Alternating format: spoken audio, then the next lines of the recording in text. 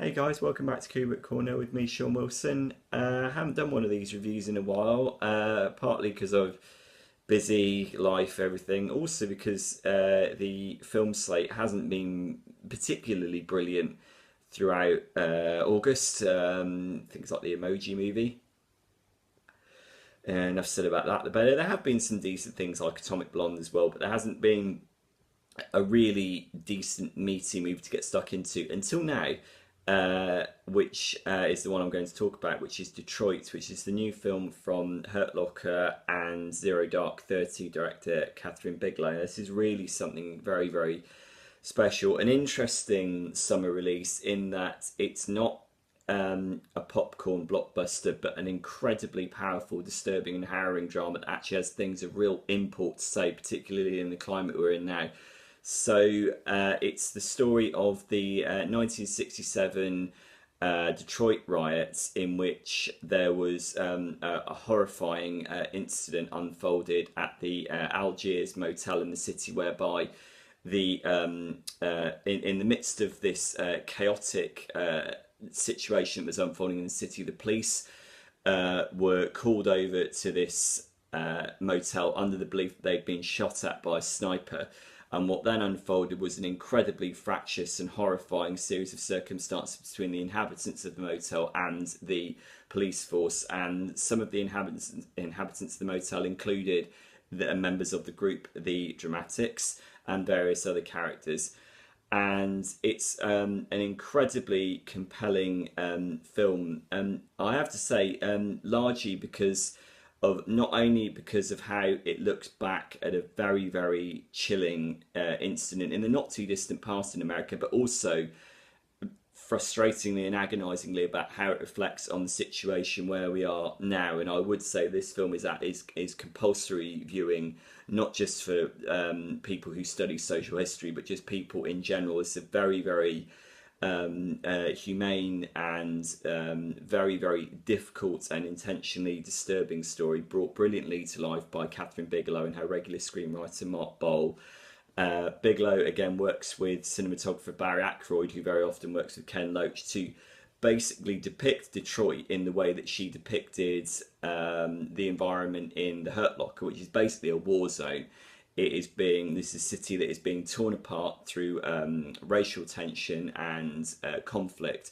And it starts off actually with a very, very interesting animated section that puts the riot in some sort of context, though it's not just the riot that it puts in context, it is pretty much America that it puts in context. It's the modern day history of America that is whistled through very quickly in the opening 1.5 minutes in a very, very effective way. What we then get is a mixture of verite, raw, gritty, handheld drama intercut with news footage. I have to say, very, very well, very, very organically.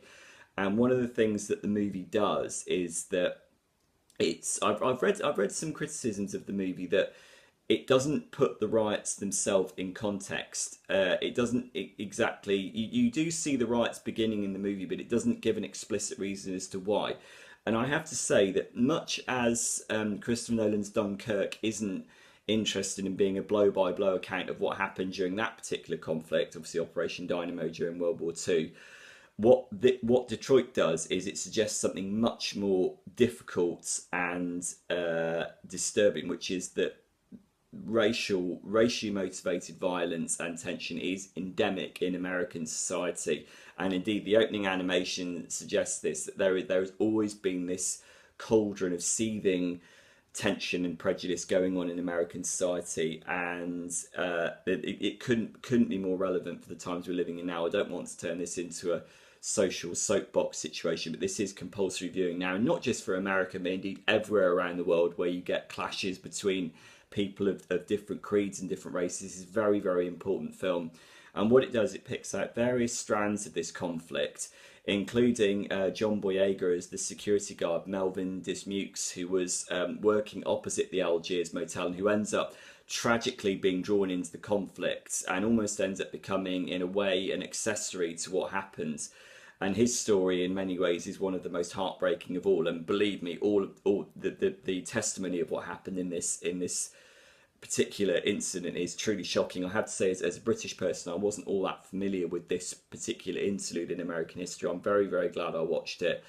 I was very unsettled. So as I said, technically, very, very impressive. I think the structure of the story is very impressive, despite what people have levelled at it. That a lot of read some reviews that have said it's gratuitous and that it indulges in graphic violence for the sake of it. I don't believe it does that at all. I think Bigelow and the rest of the crew are very, very moral filmmakers, and again, they're not about to offer a sermon up to us. They're not about to deliver very easy moral lessons on a plate. This is a movie that you have to actively engage with and dissect in your own mind. It's not going to do the hard work. It's not going to do the hard work for you. You have to bring your own thought processes to the table, and I think that's very, very impressive. Performances are absolutely outstanding. John Boyega continues his ascension to the top ranks of Hollywood. He's one of the finest British stars imaginable. He's got a real Denzel Washington vibe about him in this. The real standout, I have to say, in this is Will Poulter, who I was absolutely stunned watching this movie. I couldn't believe this was the kid from Son of Rambo playing this appalling, hideous, racist cop who's one of the most monstrous characters ever to appear on the screen in a very long time. But the key to it is that you believe in him as a monster. He's a human monster. And the movie very, very carefully sets out why people believe certain things. It doesn't condone them in any way. I mean, there's no condoning the actions of Will Poulter's character in this movie, but he is basically a beat cop out there on the streets as this city is tearing itself apart and turning it into a war zone. As I said, he sees an opportunity to basically go a bit power mad, or go very power mad, and it's all about the situation. It's the wider situation, how the situation turns people into monsters, and what has caused this situation. Well, it's the wider racial situation in America. It's a really, really powerful piece of work. I don't agree with the criticisms that it is gratuitous or somehow morally empty or structurally empty. I don't agree with that at all. I think it confirms Kathryn Bigelow as one of the finest social filmmakers. She's turned her hand to conflicts in the Middle East in The Hurt Locker and Zero Dark 30 and worked wonders with both.